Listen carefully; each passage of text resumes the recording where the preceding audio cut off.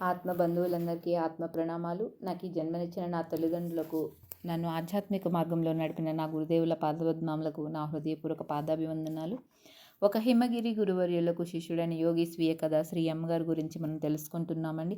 గురు బ్రహ్మ గురు విష్ణు గురుదేవో మహేశ్వర గురు సాక్షాత్కారం పరబ్రహ్మ తస్మాయ్ శ్రీ గురువే నమః. మనము చక్కగా 6 అధ్యాయాలు పూర్తి చేసుకుని 7వ అధ్యాయంలోకి వచ్చామండి.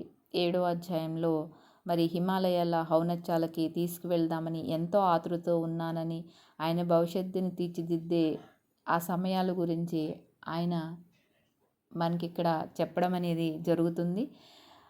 ఆయన యొక్క స్కూలు జీవితం గురించి, అక్కడున్న మాస్టర్స్ గురించి చెప్పారు కదండి. వాళ్ళు ఇక్కడ శిథిలమైపోయిన ఆ యొక్క క్లాస్ రూమ్లో కూర్చుంటూ ఉండేవారు కదా. అక్కడ చాలా చోట్ల ఆ గోడలకు పెద్ద పెద్ద పగుళ్ళు ఉన్నాయంటండి. సిమెంట్ నేల అక్కడక్కడ పాడైపోయి ఉందంట. అక్కడ కుర్చీలు బల్లలు లేవు, కానీ అవతల మూల నీటి కుళాయి ఒకటి ఉంది అని చెప్తున్నారు. పర్యవేక్షించే ఉపాధ్యాయులు ఉండరు కాబట్టి భోజన సమయాలు మాకు పెద్ద తెగువ చేసే వేళలయ్యాయి. తల్లులు చిన్న చిన్న అల్యూమినియం టిఫిన్ డబ్బాల్లో సర్దిన మా భోజనాలను మేము తెచ్చుకునేవాళ్ళం. మా అమ్మ నన్ను బలంగాను తెలివిగాను తయారు చేయటానికి కావలసిన మాంసకృత్తులు ఉండాలని నా టిఫిన్ బాక్స్లో మెదడు మసాలా, కాలేయం వేపుడు, మూత్రపిండాల వేపుడు, చేపల వేపుడు, ఆమ్లెట్టు మొదలైనవి పెట్టి ఎంత వీలైతే అంత నిండుగా కట్టించేది. తగిన పౌష్టికాహార విషయంలో మాంసానికి చేపలకు ప్రత్యామ్నాయం ఏమీ లేదని ఆవిడ నమ్మకం. ఆ రోజుల్లో నా దగ్గర స్నేహితుల్లో చాలామంది ఫాల్గట్ అయ్యర్లు, వాళ్ళ తమిళ మూలం ఉన్న బ్రాహ్మణులు, వాళ్ళ పూర్వీకుల ఫాల్గట్ సరిహద్దు ప్రాంతాల్లో ఉంటూ తర్వాత కేరళలోని ఇతర ప్రదేశాలకు వలస వెళ్లారు. వాళ్ళ బుద్ధి కుశలతకు, కష్టాల నుంచి తెలివితోనూ యుక్తితోనూ బయటపడగలిగే నేర్పుకి పెట్టింది పేరు. అంచేత ఆ బ్రాహ్మణుల తరతరాల కొద్దీ ముఖ్యమైన పరిపాలనా స్థానాల్ని, సాంస్కృతిక భౌతిక పడవల్ని అలంకరించేవాళ్ళు.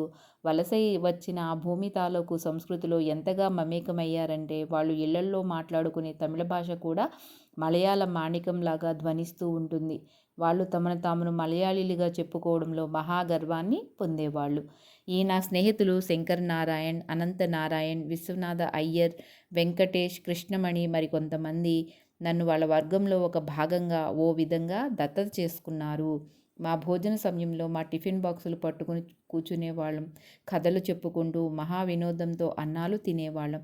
అప్పుడప్పుడు ఈ అబ్బాయిల్లో ఒకడు కానీ ఇంకా కొంతమంది కానీ నా టిఫిన్ బాక్స్లోంచి వచ్చే మసాలాల ఘాటు వాసనలకు ఆకర్షితులై దానిలోకి తొంగి చూసేవాళ్ళు. లోపల ఏముందో నేను వివరించగానే భీతితో వెనక్కి జంకేవాళ్ళు. అయితే వాళ్ళు నా వైపు ఏ వ్యతిరేక భావాన్ని కూడా కనపరచలేదు. వాళ్ళ విషయంలో ఇది పొగడవలసినదే. మేమంతా సన్నిహిత మిత్రులుగా ఉన్నామంటే వాళ్ళు నాతో బాటే కూర్చోవటం కొనసాగుతూ వాళ్ళు మితంగా తిండిని తింటూ ఉండేవాళ్ళు. నేను వాళ్ళ సరళమైన తిండి పదార్థాల జాబితాను ఆశ్చర్యంగా పరిశీలించేవాణ్ణి. దాంట్లో తప్పకుండా పెరుగన్నం, కూర, ఊరగాయ, ఒక్కోసారి ఇడ్లీ, చట్నీ, లేకపోతే సాంబారు, అన్నీ పూర్తిగా శాకాహారాలే ఉండేవి. అవిచ్ఛిన్నంగా చాలా కాలం మళ్ళీ మళ్ళీ అదే సాదా శాకాహార భోజనం. సాంవత్సరిక పరీక్షల ఫలితాలు కానీ, మధ్యకాలిక పరీక్షల ఫలితాలు కానీ ప్రకటితమైనప్పుడు మాత్రం వాళ్ళు లెక్కల్లోనూ సైన్స్లోనూ అత్యధికమైన మార్కులు సంపాదించేవాళ్ళు. నేను నా మరో స్నేహితుడు సిద్ధికి మాత్రం బోటాబోటీగా ఏయో పాస్ మార్కులు గోకినట్టు తెచ్చుకునేవాళ్ళం. ఒకరోజు పొద్దున్న మా అమ్మ ఎంత ఎక్కువగా కుక్కగలిగితే అన్నాన్ని, వేపుడు, చేప ముక్కలు, అన్నం, చేప కూడా టిఫిన్ బాక్సు పట్టగలిగినంత కూరి నా భోజన సామాగ్రిని కట్టి ఇస్తున్నప్పుడు, అమ్మా, ఆహారం గురించిన నీ ఉద్దేశాలన్నీ పూర్తిగా అర్ధరహితాలే. పెరుగన్నం, ఊరగాయ నీ మత్స్య మాంసాలతో సమానంగానే మేధస్సుని నిర్మించగలవు అని అన్నాను. ఆవిడ మాత్రం ఏమాత్రం ఈ విషయాన్ని ఒప్పుకోలేదనుకోండి. నేను ఇంకా వాదించడం కొనసాగిస్తూ ఉంటే ఆవిడ మన పూర్వీకులైన ఫక్తూన్లు మాంసం తిన్నారు గనుకే బలంగా ఉండేవారని కొసరి చెప్పేది. నేను ఒప్పుకోలేదు. అప్పట్నుంచి ఆహారం గురించి నా భావాలు మార్పును చెందాయి. తగిన పుష్టి అవసరమని నేను నమ్ముతాను, కానీ కేవలం శాకాహారం కూడా ఆ పని చేయగలదు. ఇష్టముంటే మాంసం తినవచ్చు, కానీ అదే వినా మానవ శరీరం నిలవలేదని చెప్పడం మాత్రం సరైన మాట కాదు. నా జీవితాన్ని ప్రభావితం చేసి కొంతమంది అధ్యాపకుల గురించి చెప్పడం మాత్రం నేను మరవకూడదు. ఆ జాబితాలో ప్రథమ స్థానంలో ఉన్నవారు మా హెడ్ మాస్టర్ గారు. టైగర్ కుట్టాన్ పిళ్ళై. ఆయన మాకు క్రమశిక్షణను నేర్పారు. అయితే ఆయన బెత్తాన్ని వదిలితే పిల్లవాడిని పాడు చేసినట్టే అనే సూక్తిని నమ్మినవారు. ఇతరుల్లో కలపవలసిన వాళ్ళు ఆక్స్ఫర్డ్లో శిక్షితుడై మాకు ఇంగ్లీష్లోని మాటల అర్థాల్లోని సూక్ష్మ మర్మాల్ని సైతం బోధించగల అధ్యాపకుడు జార్జి గారు.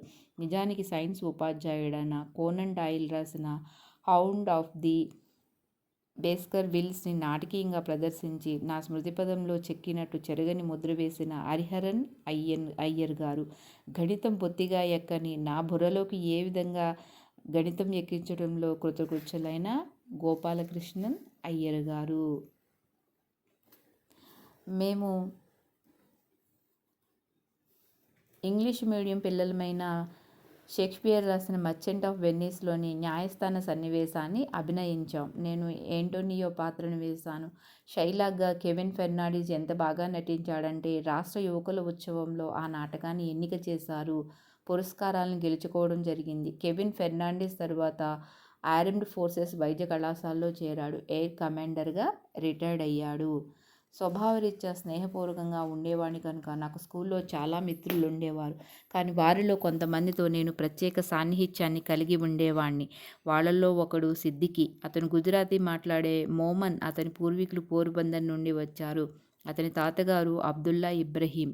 త్రివేంద్రంలోని చేలై బజారులో అతిపెద్ద టోకు బట్టల షాపుకి ఆయన యజమాని. ఆయన వేలాడే తెల్లగడ్డంతోనూ నిష్ఠుర లక్షణాకృతులతోనూ పాత నిబంధనల తాలూకు ప్రవక్తలాగా ఉంటారు. సిద్దికీయే బహుశా అనారోగ్యంగా సన్నగా బలహీనంగా ఉండేవాడు.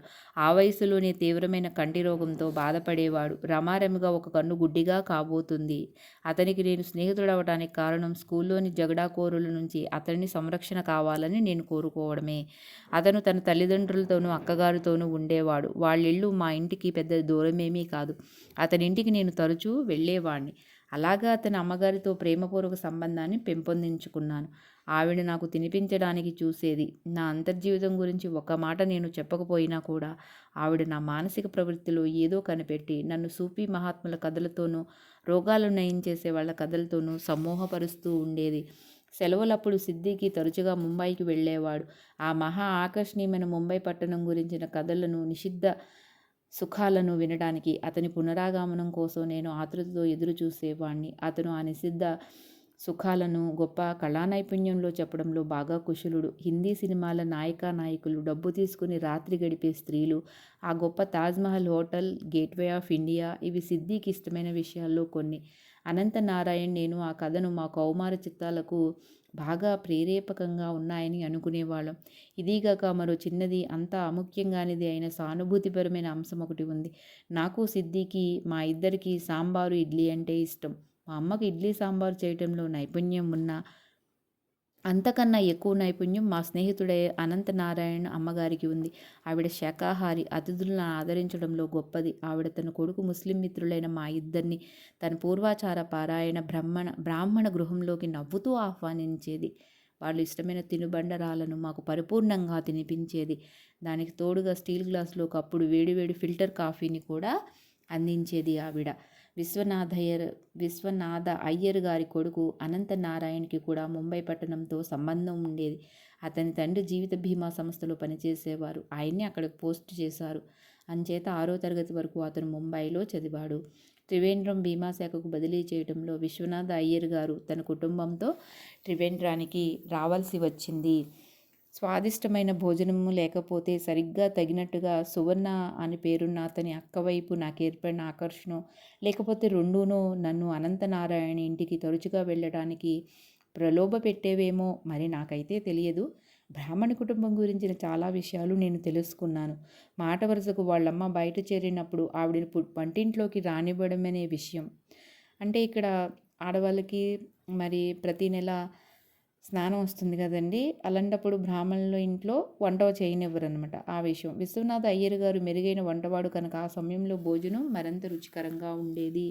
వీటినన్నిటినీ పక్క నుంచి తరువాత నా ఆధ్యాత్మిక జీవితంలో నిగూఢ ప్రాముఖ్యం ఉన్న సంఘటన ఒకటి. జీవిత బీమా సంస్థల్లో టైపిస్టుగా ఉన్న విశ్వనాథ అయ్యర్ గారి నిరాడంబరమైన చిన్న ఇంట్లో జరిగింది. ప్రత్యేకంగా ఆరాధన కోసమనే వాళ్ళ ఇంట్లో పూజ గది ఒకటి ఉండేది. దాంట్లో చాలా హిందూ దేవతల బొమ్మలు ఉండేవి. వాటి విలక్షణతలను చాలా ఓర్పుతో వివరించడం జరిగింది. ఆ గోడ మీద ప్రముఖమైన స్థానాన్ని ఆక్రమించిన అన్నిటికన్నా పెద్ద బొమ్మ ముస్లిం ఫకీర్‌లాగా అనిపించే ఒక మనిషిది. ఆయన చిరిగిన బట్టను కట్టుకొని ఉన్నారు. అతని తల చుట్టూ అపూర్వ రీతిలో ఒక గుడ్డ చుట్టబడి ఉంది. 1918లో మరణించిన షిరిడీ సాయిబాబా చిత్రం మీద నా కళ్ళు మొదటిసారిగా నిలిచింది అప్పుడే.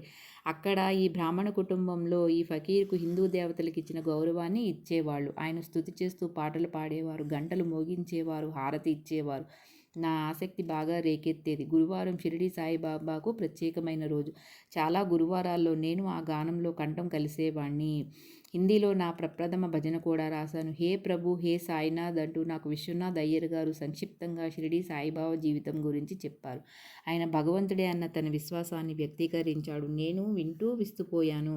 ఒక రాత్రి బాహ్య ప్రేరేపణలేవీ లేకుండగానే దానికదే కుదిరిన గాఢమైన ధ్యానంలో నేనుండగా రివాజుగా కనిపించే నా హృదయంలోని కాంతి నుంచి షిరిడీ సాయిబాబా రూపం ఉద్భవించి నా ముందు నిలిచి, తరువాత అది దానికదే పనస చెట్టు కింద కనిపించిన విచిత్ర యోగి రూపంలోకి మారిపోయింది.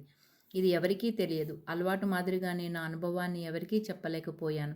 ప్రస్తుతానికి షిరిడీ సాయిబాబాతో నా బాంధవ్యానికి సంబంధించిన కథను నేను మొట్టమొదటిసారిగా షిరిడీని ఎలాగ చూశానన్న విషయాన్ని చెప్పడాన్ని వాయిదా వేస్తున్నాను. తగిన సమయం వచ్చినప్పుడు చెబుతాను. కేరళలోని త్రిచూర్ దగ్గరున్న గురువాయూర్ కృష్ణాలయంలో నా ప్రవేశ విషయంలో కూడా విశ్వనాథ అయ్యర్ పాత్ర ఉంది. Thank you for watching. ఆరోహణానికి సిద్ధం కావడం అనే చాప్టర్ ఈరోజుతో మనం పూర్తి చేసుకున్నామండి. ఈ యొక్క గ్రంథ పఠనంలో నేను ఏమైనా అక్షర సత్యాలు దొర్లితే నన్ను క్షమించండి ఫ్రెండ్స్. సబ్స్క్రైబ్ చేయండి, లైక్ చేయండి, షేర్ చేయండి. మీ విలువైన అభిప్రాయాలని కమెంట్ రూపంలో తెలియచేయండి. మరి రేపటి క్లాసులో 8వది శ్రీనారాయణ గురు కథ గ్రంథపఠనం చేద్దామండి. అప్పటి వరకు అందరికీ కూడా ధన్యవాదాలు. Thank you.